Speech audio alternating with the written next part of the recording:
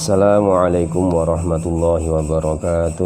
Waalaikumsalam warahmatullahi wabarakatuh. Bismillahirrahmanirrahim. Alhamdulillahi rabbil alamin. Wassalatu wassalamu ala asyrafil anbiya'i wa imamil mursalin sayyidina wa maulana Muhammadin wa ala alihi wa ashabihi wa man tabi'ahum bi ihsanin ila yaumiddin. Amma ba'du. Malam ini kita lanjutkan ngaji kitab tajwid ya, kita masuk ke halaman 36. Masih membahas tema tentang 10 prinsip dasar ilmu tajwid, al-mabadi'ul asyarah fi ilmi tajwid. Apa saja ke-10 itu? Yang pertama adalah pembahasan tentang definisi al-had. Kemudian yang kedua tentang maudhu' atau pokok pembahasan. Yang ketiga tentang thamrah, hasil atau manfaat mempelajari ilmu tajwid. Yang keempat nisbah ya, nisbahnya ilmu tajwid tersebut. Kemudian yang kelima fadl, keutamaan ilmu tajwid. Kemudian yang keenam wadi', peletak dasar ilmu tajwid. Kemudian yang ketujuh adalah ism, yaitu penamaan ilmu tajwid. Yang kedelapan pengambilan ilmu tajwid atau disebut dengan al-istimdad. Dan yang kesembilan yaitu hukum syar'i, hukum syariatnya, hukum ilmu tersebut berdasarkan tinjauan syariat, bagaimana hukumnya mempelajari ilmu tajwid. Yang ke-10 yaitu masail, pokok-pokok permasalahan dalam ilmu tajwid. Poin pertama tentang definisi sudah kita pelajari, bahwa definisi tajwid adalah yaitu mengeluarkan bacaan pada tiap-tiap huruf dari makhraj serta memberikan haknya huruf dan mustahaknya. Jadi ada 3 poin pokok dalam hal definisi, yaitu apa? Makhraj, itu mengeluarkan huruf dari makhrajnya. Pertama makhraj, yang kedua haknya huruf, yang ketiga mustahaknya huruf. Kalau makhraj tempat keluarnya huruf, kemudian haknya huruf adalah sifat yang melekat pada huruf tersebut, paten baku yang tidak bisa berubah-ubah. Nah, sedangkan mustahak adalah sifat aridoh, sifat yang sifatnya datangnya baru, kadang bisa muncul, kadang bisa hilang. Perbedaannya dengan hak adalah kalau hak itu bersifat lazimah, tetap, sedangkan kalau mustahak itu bisa berubah-ubah. Misal seperti kita contohkan dulu, ada ro sama-sama ro mati, tetapi kadang ro bisa menjadi tarqiq, kadang bisa menjadi tafkhim, kadang bisa tebal, kadang bisa tipis, tergantung kondisinya di mana ro itu berada.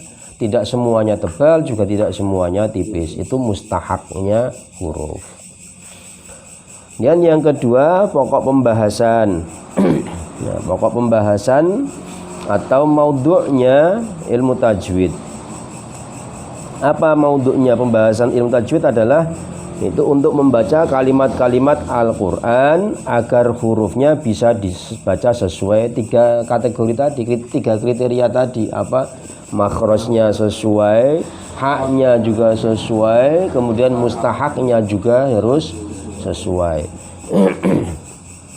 Kemudian yang ketiga yaitu manfaat mempelajari ilmu tajwid, thamrah, buahnya. Apa toh thamrahnya, manfaatnya? Dengan belajar ilmu tajwid adalah menjaga lisan agar jauh dari kesalahan ketika membaca Al-Quran. Ini saya rasakan benar ketika teman-teman yang mengaji antara mereka yang tahu minimal nun mati dan tanwin, panjang pendek, kemudian mim mati dan mim mati ya. Dan mim mati ya, minimal itulah 3 itu. Nun mati dan tanwin, panjang pendek, kemudian mim mati. Ya, minimal mengetahui 3 ini. Ya. Nah wis nang manggon nang pondok ya harus mengetahui semuanya, tapi nek kanggone sing berada di rumah karena banyak acara di rumah itu ya, sehingga tidak sempat mempelajari lebih jauh tentang ilmu tajwid, setidaknya ngertilah 3 poin pokok itu. Dan banyak yang tidak tahu sehingga membaca Al-Quran ya waton berdasarkan insting atau feeling, kira-kira ya, kira-kira ngene. Kadang nah, sementara feeling dan instingnya sering nggak tepat, repot. Itu manfaat mempelajari ilmu tajwid adalah menjaga lisan agar jauh dari kesalahan ketika membaca Al-Quran. Kemudian yang keempat, keistimewaannya. Apa keistimewaannya? Ya, ilmu tajwid termasuk ilmu yang pokok dan utama. Mengapa ilmu pokok dan utama? Karena sangat berkaitan dengan kalamullah, Al-Quran. Kok ilmu yang berkaitan dengan Al-Quran itu adalah ilmu yang mulia. Yang kelima, hubungan ilmu tajwid dengan ilmu-ilmu agama atau ilmu syariah. Nah, ini sangat berhubungan. Misal berhubungan dengan fikih. Ketika kita sholat membaca Fatihah kok rusak, maka sholatnya juga tidak sah. Kemudian yang keenam, siapa peletak dasarnya? Peletak dasar ilmu tajwid siapa? Ada 3 pendapat, yaitu Abul Aswad Ad-Du'ali, ada Khalil bin Ahmad Al-Farahidi. Ini tokoh-tokoh yang dulu sudah kita singgung, yang berkaitan dengan munculnya tanda baca titik fathah ya. Di antaranya adalah Abul Aswad Ad-Du'ali dan Imam Khalil bin Ahmad Al-Farahidi yang berjasa memberikan titik harokat di dalam Al-Quran. Kemudian ada Abu Ubaid Al-Qasim bin Salam, itu peletak dasarnya, tapi belum memberikan nama tajwid loh saat itu. Nah, kemudian nama ilmu tajwid ini menurut para ulama yang pertama kali menulis kitab tentang disiplin ilmu tajwid ini adalah Abu Muzahim Al-Khaqani ya. Abu Muzahim Al-Khaqani dari Baghdad itu. Memang belum menyebutkan nama ilmu tajwidnya. Kemudian oleh 3 ulama terkenal ini, ilmu tajwid baru dipopulerkan dalam kitab ketiga ulama berikut. Siapa? Yaitu Abu Hasan Ali bin Ja'far bin Muhammad As-Sa'idi Ar-Razi, ada Abu Muhammad Maki bin Abu Thalib Al-Qaisi, ada Abu Amr Usman bin Said Ad-Dani. Nah, ini baru mengenalkan istilah ilmu tajwid. Dan yang ke-8, pengambilan ilmu tajwid. Ilmu tajwid ya tentu diambil dari bacaan Rasulullah, walaupun Rasulullah sendiri belum memberikan nama ilmu tajwid. Tapi bacaannya secara prakteknya memang diambil dari Rasulullah secara mutawatir, diriwayatkan turun-temurun. Nah, saat ini kita akan pelajari hukumnya. Bagaimana hukum mempelajari ilmu tajwid? Apa hukumnya belajar ilmu tajwid? Fardu ain bagi setiap mukallaf yang membaca Al-Quran, baik semuanya atau sebagian, walaupun hanya 1 surat. Hukum tersebut berdasarkan Al-Quran, hadis Nabi, dan ijma' para ulama. Warattilil Qur'ana tartila, dan bacalah Al-Quran secara tartil.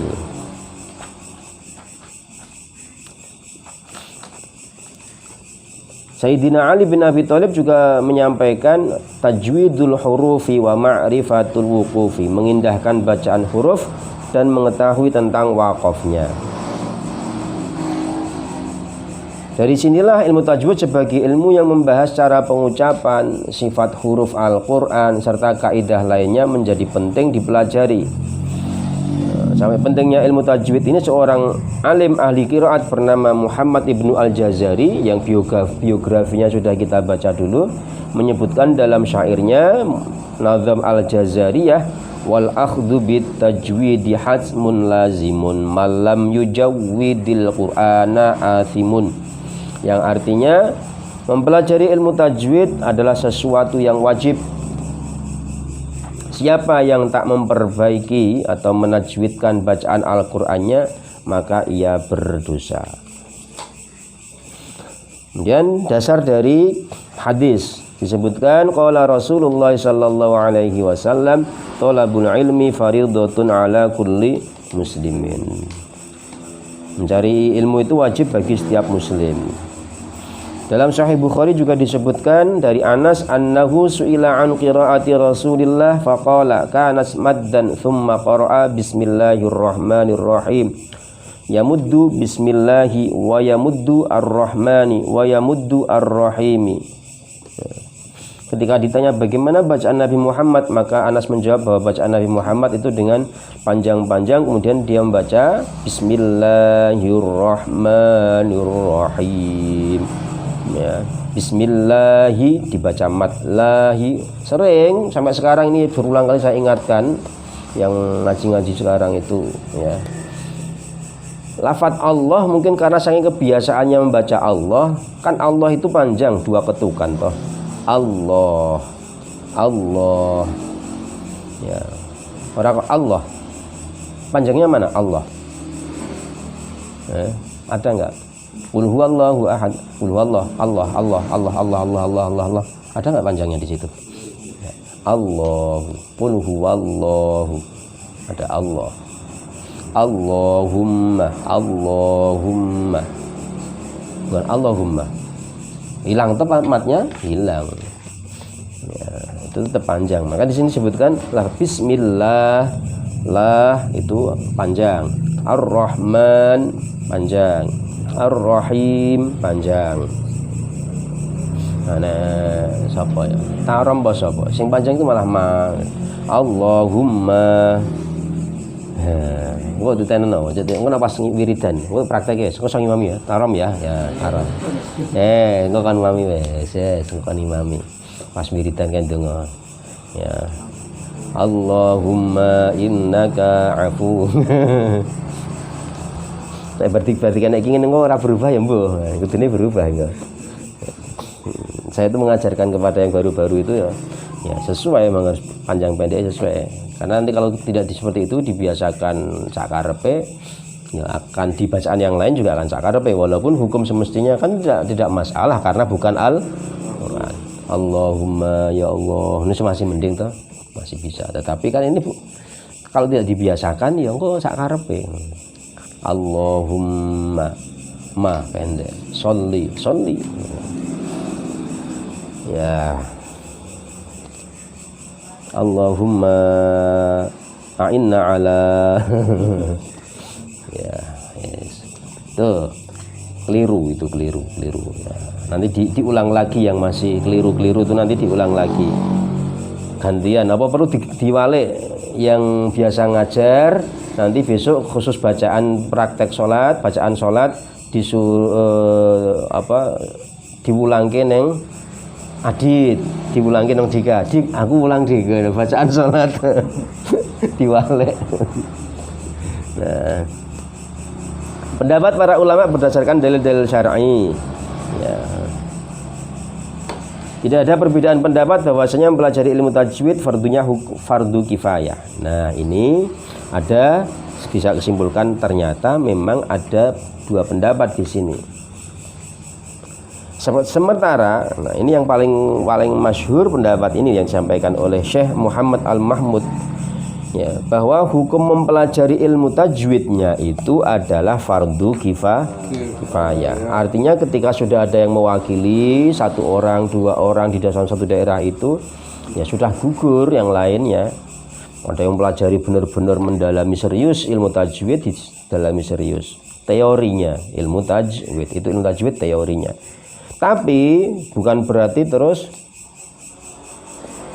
prakteknya semaunya sendiri. Enggak, mempelajari teorinya memang fardu kifayah, tetapi mengamalkannya, mempraktekannya saat membaca itu hukumnya fardu ain. Nah, terus bagaimana saya bisa, Pak? Saya tidak tahu teorinya. Apakah setiap orang untuk bisa praktek harus tahu teori? Kan tidak harus. Nah, sama seperti itu mungkin kebanyakan dari kita lah, kebanyakan ditakoni iki bacaan apa? Waduh, bacaan apa nggih, Pak? Tapi saya tahu ketika sampai di huruf itu saya berdengung. Ketika ini saya panjangnya sekian, tapi bacaan apa saya nggak tahu. Ya. Dan memang tentu ada bedanya yang tahu teorinya dan yang tidak. Tapi lumayan lah, iso praktek itu sudah lumayan. Seperti kemarin ada teman kita yang putri yang kemarin membaca juz 30 utuh ya sore. Itu pas di Sabihis saya tanya, "Mbak, kenapa dibaca panjang sekali?"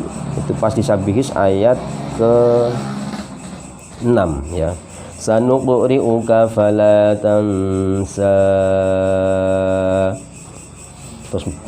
Terus waqaf illa masya Allah. Loh, Mbak, yang tansa tadi kenapa tansa kok dibaca panjang banget? Kan memang panjang, Mbak. Mosok sih? Nggih. Iya, tandanya panjang. Nggih, makanya itu panjang. Loh lah, bukannya di pondok dulu sudah diajarkan bahwa panjangnya tansa itu karena setelah panjang bertemu dengan hamzah illa. Kalau tidak bertemu dengan hamzah, mosok arep digawe kan tidak. Memang kan simbolnya di situ kan panjang toh. Loh, zaman dulu nggak ada simbol, ada simbol perahu itu kan memang panjang. Itu kalau pas ketemu dengan hamzah.